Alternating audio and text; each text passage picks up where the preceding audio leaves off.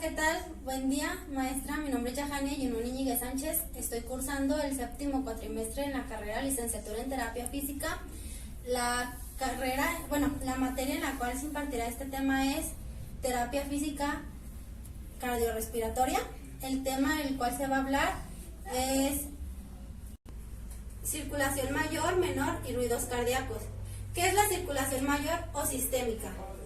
Es el recorrido sanguíneo en el cual comienza la sangre que ha sido oxigenada y sale dentro del ventrículo izquierdo y sale para recorrer lo que es la aorta.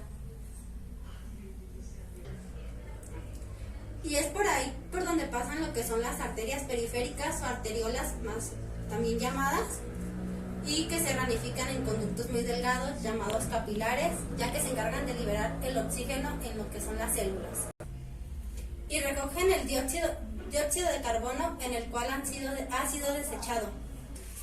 Su función es desechar lo que son las células y transportar su función en lo que es el organismo. Circulación menor o circulación pulmonar es el recorrido en el cual la sangre recorre lo que es el dióxido de carbono sin oxígeno desde el ventrículo derecho hasta los pulmones. Su función es lo que es la oxigenación en la sangre de la sangre hasta los pulmones. Ruidos cardíacos. Este subtema se clasifica en lo que son 4, que es S1, en la cual es causado por la sístole ventricular, S2, que es lo que ocasiona el cierre valvular aórtico en el sigmoideo pulmonar, S3, que se aprecia en lo que es la sístole y disfunción ventricular. S4 es un ruido auricular debido a la disfunción de las válvulas AB, como el miocardio ventricular.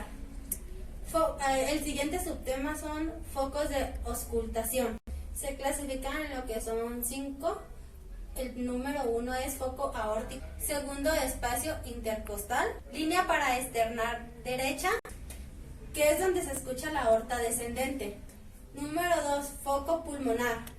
Se encuentra en lo que es la línea paraesternar izquierda y es donde se pueden apreciar mejor los ruidos de la válvula.